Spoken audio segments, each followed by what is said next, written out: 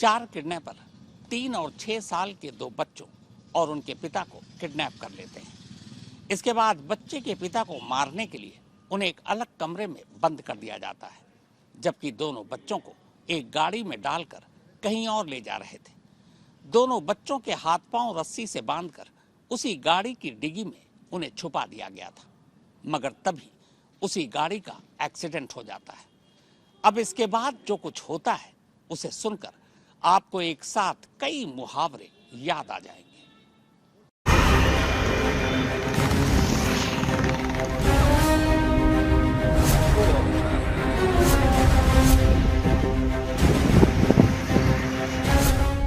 इस गाड़ी को देखिए। काले रंग की इस बुलेरो की हालत देखकर आसानी से अंदाजा लगाया जा सकता है कि इसके अंदर बैठे लोगों का हाल क्या हुआ होगा।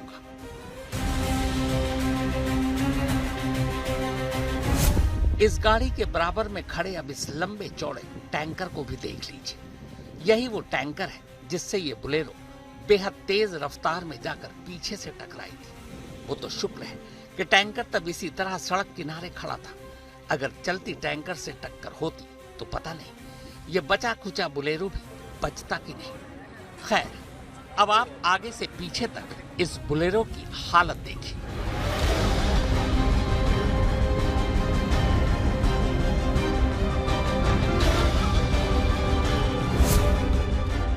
ड्राइविंग सीट, उसके बराबर वाली सीट, पीछे की सीट, सब पिचक्कर एक दूसरे से जा मिले। इन सीटों पर बैठने वाले किसी भी शख्स के बचने की कोई उम्मीद ही नहीं थी। लेकिन अब इसी बुलेरो की डिग्गी को देखते हैं, यानी गाड़ी का सबसे पिछला हिस्सा। इतनी भयानक टक्कर के बावजूद हैरत अंगेज तौर पर गाड़ी के पिछले हिस्से को कोई ज्यादा नुकसान नहीं हुआ। वो भी तब जब इसी पिछले हिस्से से पीछे से आ रही एक मोटरसाइकिल भी टकरा गई थी और उस मोटरसाइकिल पर सवार 2 लोगों की मौत हो गई। जानते हैं इतने भयानक हादसे के बाद भी गाड़ी की इस डिग्गी को ज्यादा नुकसान क्यों नहीं हुआ? क्योंकि इसी डिग्गी में 3 और 6 साल के 2 मासूम बच्चों को उनके हाथ पांव बांधकर जबरन ठूंस दिया गया था। दोनों बच्चों को किडनैप किया गया था और किडनैपर इसी बुलेरो में उन बच्चों को किसी गुप्त ठिकाने पर लेकर जा रहे थे। लेकिन कुदरत को तो कुछ और ही मंजूर था। किडनैपिंग की हैरान कर देने वाली ये वो कहानी है जिसे जिसने भी सुना वही कह रहा है कि कुदरत का इंसाफ था, ये कुदरत का बदला था, ये जो कुदरत ने अपने हाथों से किडनैपर को दिया। इस बुलेरो में सवार 4 में से 3 किडनैपर एक्सीडेंट के बाद मौके पर ही दम तोड़ चुके थे, जबकि चौथा गंभीर हालत में अस्पताल में भर्ती है। पर करिश्मा देखिए कि दोनों बच्चे बिल्कुल ठीक हैं। बस 3 साल के छोटे बच्चे के एक पैर में फ्रैक्चर है।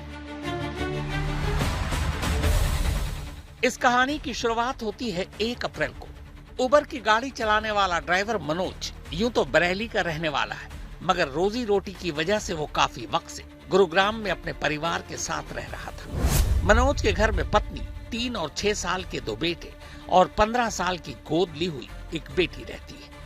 1 अप्रैल को एक शख्स जिसका नाम विशेष है मनोज की गाड़ी बुक करता है। इसके बाद अगले 3 दिनों तक वो मनोज की ही गाड़ी में घूमता रहता है। मैं गुड़गांव के अंदर ऑटो चलाता हूँ, जो मैं हालांकि उबर में ऑनलाइन चलाता हूँ। तो एक विशेष नाम के भैया मेरे पास आए गाड़ी साफ करते हुए। मैं गाड़ी साफ कर रहा था उस टाइम मौका वारदात पे वो आए कि बोले पहाड़ी वाले मंदिर पे हमें जाना है। तो पहले तो सर मैंने उनको मना करा कि मैं नहीं जा सकता वहाँ पे। तो बोले कोई बात नहीं, हम आपको एक्स्ट्रा पैसे देंगे। तो 3 दिन तक सब लगातार वो मेरे साथ गए, कोई दिक्कत नहीं हुई हमारे साथ। 4 अप्रैल को भी विशेष ने गाड़ी बुक कर रखी थी, पर शनिवार को स्कूल की छुट्टी जल्दी हो जाती है तो मनोज पहले स्कूल जाता है दोनों बेटों को लेने। पर उससे पहले वो विशेष से बात करता है।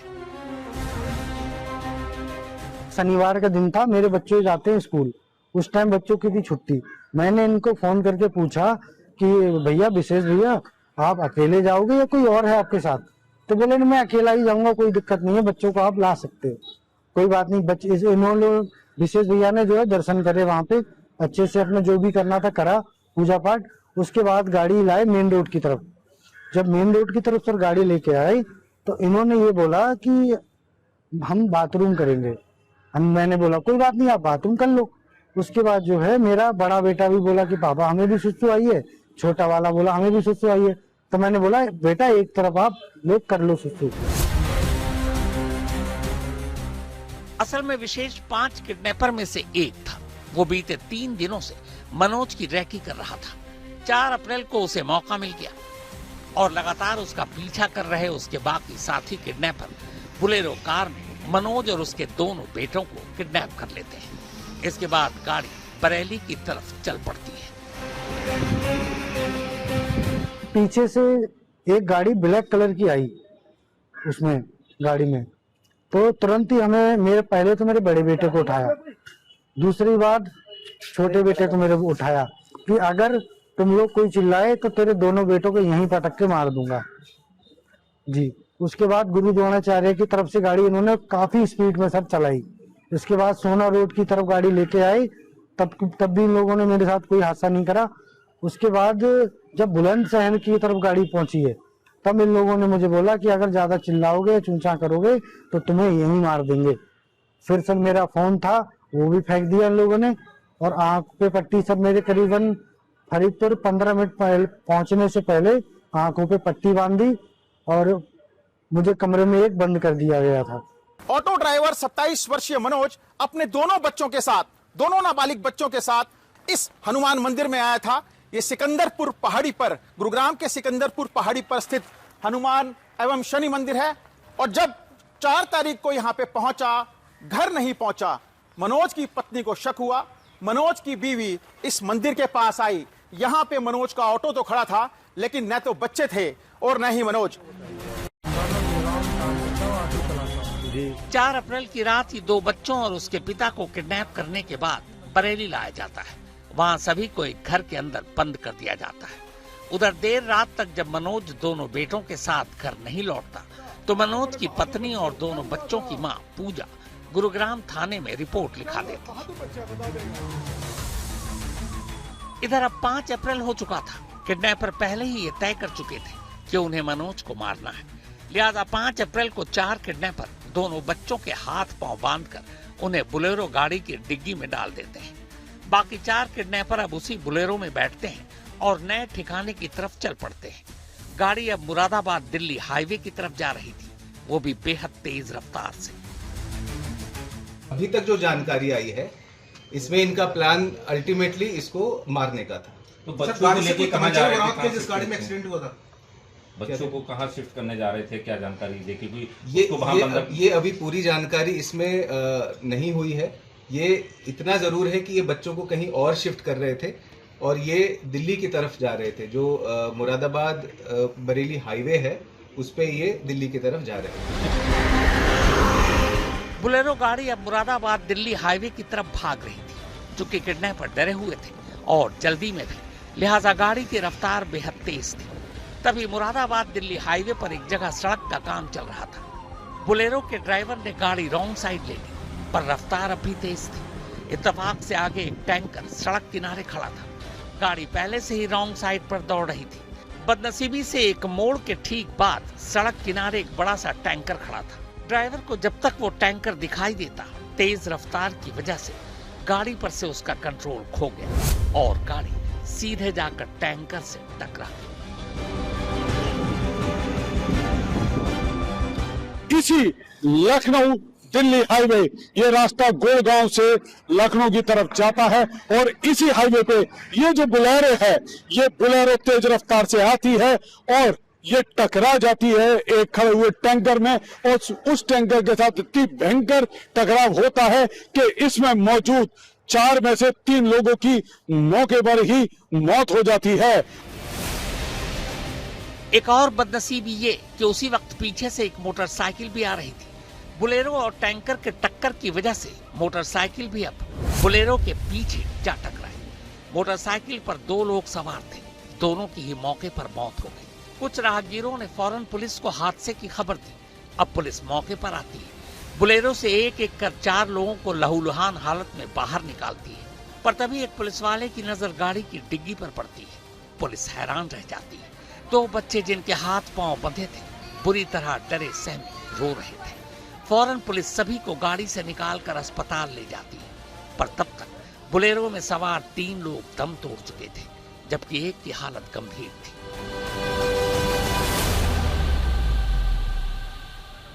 दोनों बच्चों को भी चोटें आई थी, मगर चोट गहरी नहीं थी। 3 साल के बच्चे के एक पैर में फ्रैक्चर था, पर दोनों ठीक थे। बच्चों को जिस हाल में डिग्गी में रखा गया था, उससे पुलिस को फौरन समझ आ गया कि मामला किडनैपिंग का है। अब पुलिस बच्चों से पूछताछ करती है, बच्चे पूरी कहानी सुनाते हैं। इसी के बाद पुलिस बोलेरो से बरामद 4 किडनैपर के मोबाइल की मदद से अब यक्ष ऐप के जरिए भी उनके बारे में जानकारी जुटानी शुरू कर देती है। दरअसल 2025 में यूपी पुलिस ने यक्ष ऐप की शुरुआत की थी। यह ऐप असल में यूपी के अपराधियों का एक डेटा बैंक है, जिसमें ऐसे अपराधियों की जानकारी होती है जिन्होंने कोई अपराध किया हो, जेल गए हैं या फिर फरार है। इसी यक्ष ऐप से पता चलता है कि बोलेरो में सवार 4 लड़के पेशेवर अपराधी थे।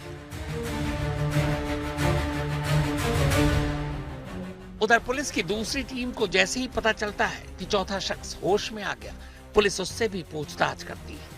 इसके बाद सारी कहानी सामने आ जाती है। अस्पताल में घायल किडनैपर का नाम प्रिंस है। वो बताता है कि उसके साथ गाड़ी में जो बाकी के 3 लोग सवार थे, उनके नाम मनमोहन, सिकंदर और विशेष यादव है। प्रिंस ये भी बताता है कि उन लोगों ने दोनों बच्चों के पिता को बरेली के करीब ही मनमोहन के पिता नत्थू के घर में बंधक बनाकर रखा है। इसी के बाद फौरन पुलिस की एक टीम घर पर दबिश डालती है और मनोज को सुरक्षित आजाद करा लेती है। ये फरीदपुर में जो मनमोहन और नथु का जो घर था, उसमें ये बंधक बनाया हुआ मिला। कितने लोग गिरफ्तार हैं? इसमें क्या कार्रवाई करती है? इसमें अभी तक जो प्रिंस है जो घायल है, और जो नथु, इसमें मैंने एक नाम बताया जिसके घर से ये व्यक्ति बरामद हुआ है, ये हिरासत में है, और इसमें जो विवेचना है वो संबंधित पुलिस के द्वारा की जा रही है। अब पुलिस के सामने सवाल ये था कि एक मामूली ड्राइवर और उसके 2 बेटों को कोई क्यों किडनैप करेगा। तो मनोज इसकी पूरी कहानी बताता है। दरअसल मनोज ने अपनी बहन की एक बेटी यानी भांजी को गोद ले रखा है। उस भांजी से मनमोहन प्यार करता था, मगर मनमोहन के पिता नथु ने मनमोहन का रिश्ता कहीं और तय कर दिया। इससे मनोज ने भी अब अपनी गोद ली हुई बेटी के मनमोहन से मिलने पर रोक लगा दी। मनमोहन इसी बात से नाराज हो गया और उसने मनोज को मारने का फैसला कर दिया। उसको हमने साहब बचपन से ही पाला है। उसके बाद मनमोहन के साथ उसके संबंध बन गए थे, सुहानी को। तो दुश्मनी किस बात की मानते थे? क्योंकि मनमोहन के पापा ने कहीं और मनमोहन का रिश्ता लगा दिया है। वो हम बीच में रास्ते के कांटा बन रहे थे कि अगर इनको हम हटा देंगे रास्ते से तो रास्ता हमारा क्लियर हो जाएगा। नहीं, सुहानी, मनमोहन तो सुहानी के साथ रहना चाह रहा था ना, फिर वो आपसे दुश्मनी किस बात से? लेकिन उसके पापा खिलाफ है ना इस रिश्ते से। था जो मनमोहन के पापा हैं, उन्होंने कहीं और रिश्ता तय किया हुआ मनमोहन का। किडनैपिंग किसने कराई? इन दोनों बाप बेटों का ही हाथ है, और जो गाड़ी है वो नथुलाल की है, और मनमोहन साहब ड्राइव करके आया है, चला के गाड़ी मनमोहन लेके आया था।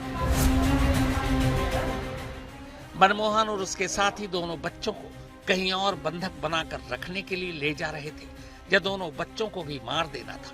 फिलहाल पुलिस इसकी जांच कर रही है, लेकिन कुदरत का कहर देखिए। जिस गाड़ी का एक्सीडेंट हुआ वो खुद मनमोहन चला रहा था, और दोनों बच्चे गाड़ी की डिग्गी में बंद हर बात से बेखबर थे। उन्हें तो शायद ये भी समझ नहीं था कि मौत कैसे उनके बिल्कुल करीब से आकर गुजर गई। इस एक कहानी ने एक बार फिर से एक साथ 2 बातें सच कर दी। पहली, कुदरत कभी कभी ऐसे ही इंसाफ करता है, और दूसरी, जिंदगी और मौत सब ऊपर वाले के हाथ है। गुरुग्राम से नीरज कुमार के साथ कृष्ण गोपाल राज, बरेली, आज तक।